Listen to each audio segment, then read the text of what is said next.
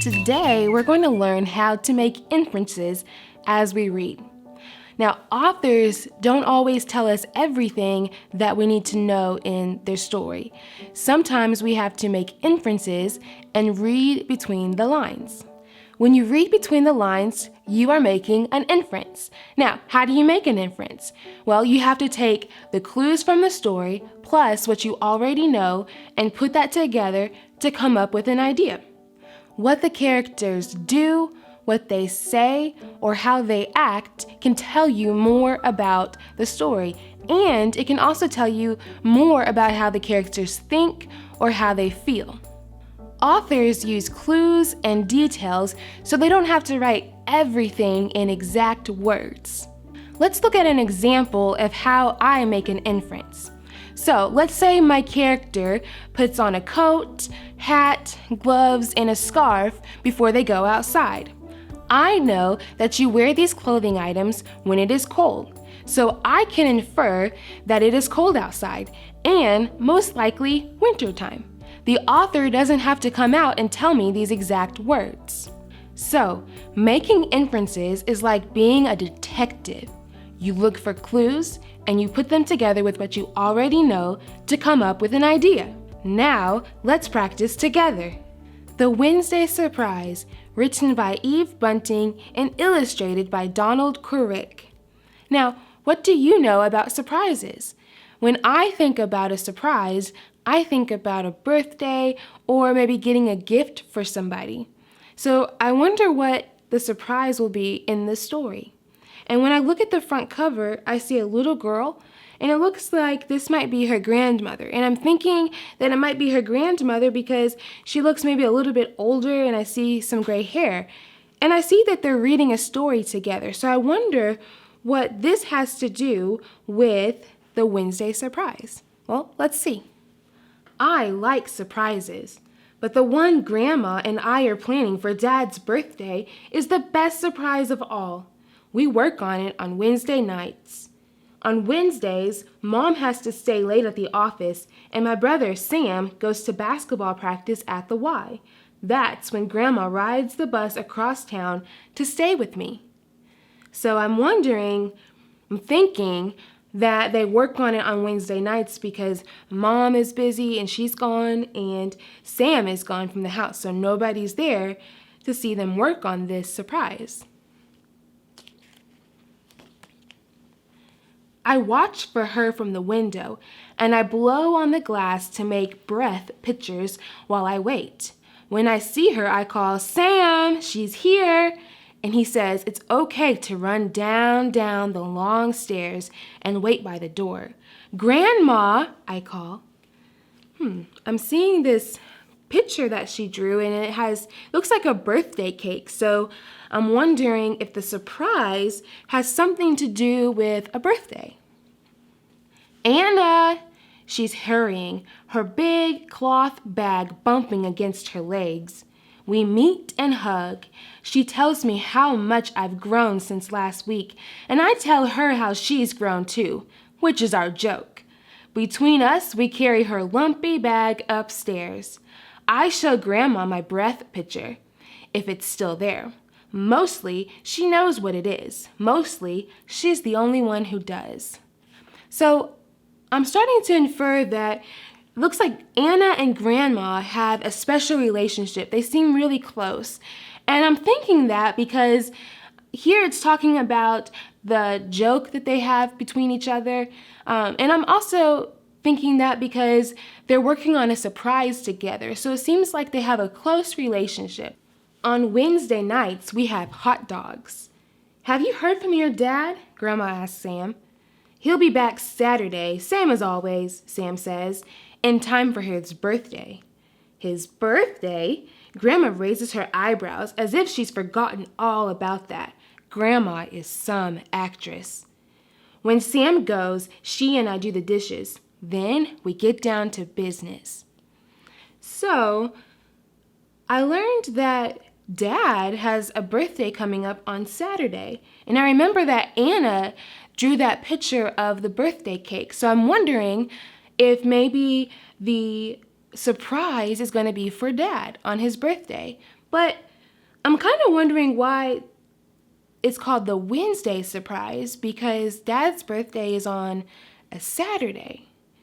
Maybe it's called the Wednesday surprise because Anna and Grandma work on the surprise on Wednesday nights. I sit beside her on the couch, and she takes the first picture book from the bag. We read the story together out loud, and when we finish one book, we start a second. We read for an hour, get some ice cream, then read some more. Grandma gives me another hug.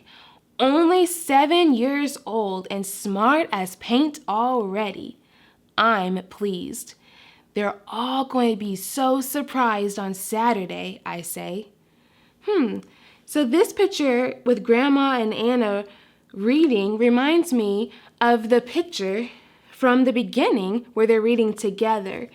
So I'm starting to make an inference that maybe the surprise has something to do with Anna reading.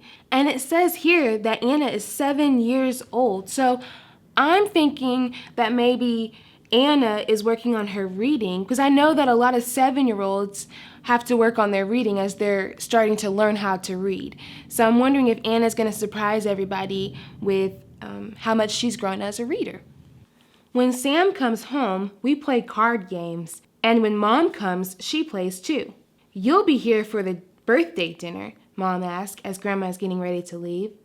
Oh yes, the birthday, Grandma says vaguely, as if she's forgotten again. As if we hadn't been working on our special surprise for weeks and weeks. Grandma is tricky. I'll be here, she says.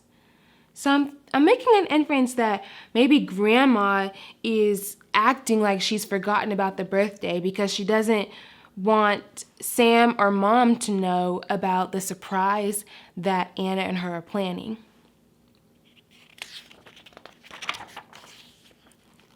Sam walks Grandma to the bus stop.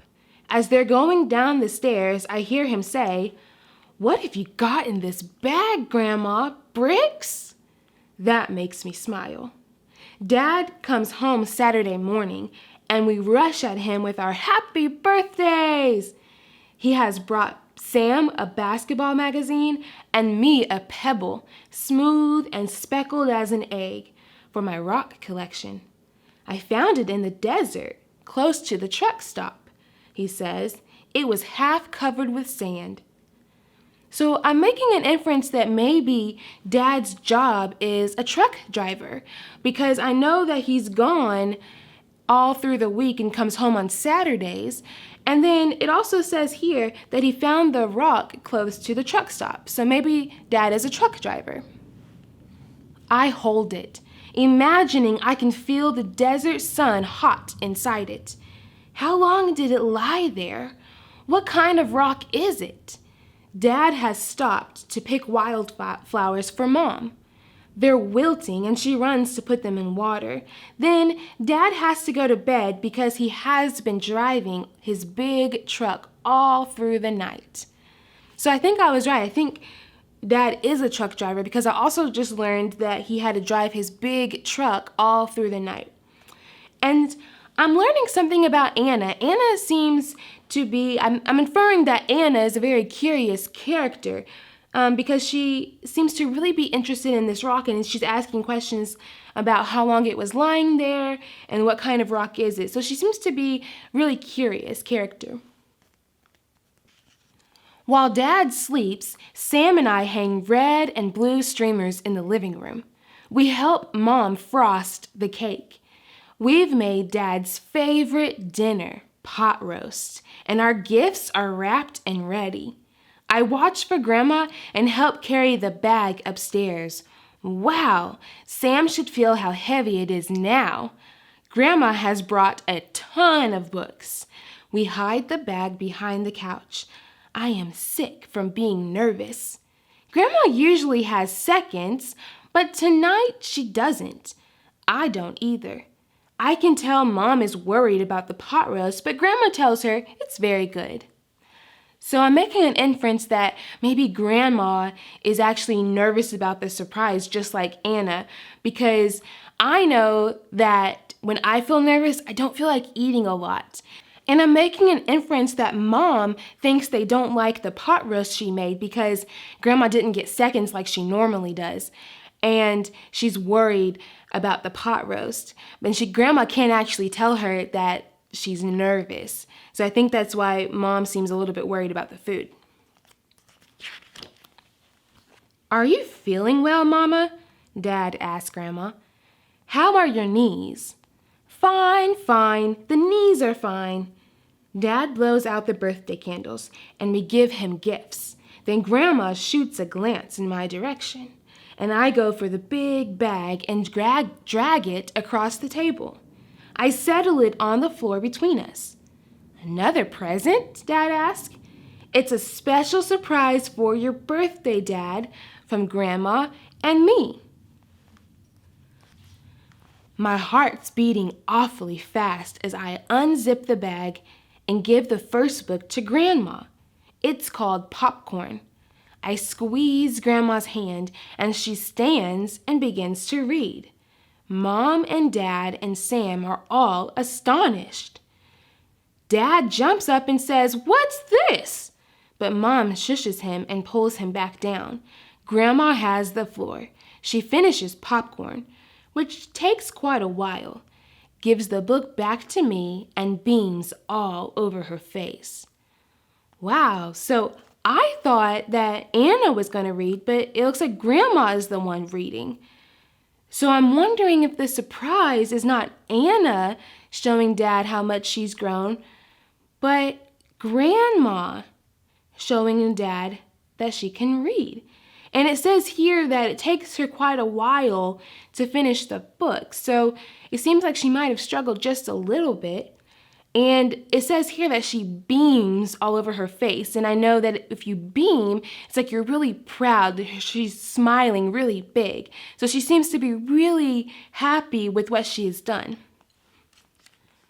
My goodness, Mom is beaming too. When did this wonderful thing happen? When did you learn to read? Anna taught me, Grandma says, on Wednesday nights, I add. And she took the books home and practiced. You were always telling me to go to classes, Grandma says to Dad. She looks at Mom. You must learn to read, you say. So I come to Anna. So it looks like we were right. Grandma is the one who learned to read. I giggle because I'm so excited. Grandma reads and acts out the Easter pig and the Velveteen rabbit. It's much smarter if you learn to read when you're young, she tells Sam sternly. The chance may pass along with the years. Sam looks hurt, but I can read, Grandma. So I see that Grandma has read the Easter pig and she's read the Velveteen rabbit.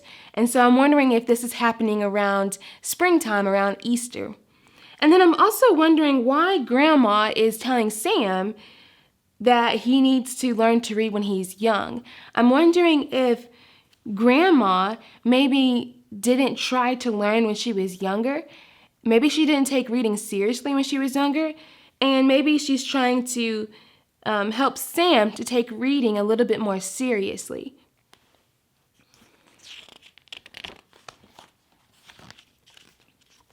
Nevertheless, she takes out another book. Are you going to read everything in that bag, Mama? Dad asks her. He's grinning, but his eyes are brimming over with tears, and he and Mom are holding hands across the table. Maybe I will read everything in the world now that I've started, Grandma says in a stuck-up way. I've got time. She winks at me. So I'm making an inference here that Dad is really happy and he's really proud. And I'm thinking that he's happy and proud because his mom, because he calls her Mama, so his mom has finally learned to read.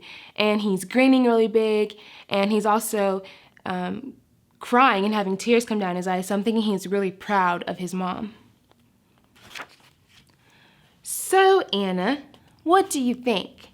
Was it a good surprise? I run to her and she puts her cheek against mine. The best ever, I say. Wow, what a great read aloud. I hope you enjoyed making inferences with me as we read our story together. And it just goes to show that as you gain more clues, your thinking can actually change as you read your story. So, I hope you enjoyed our time together and let me know if you would like more read alouds.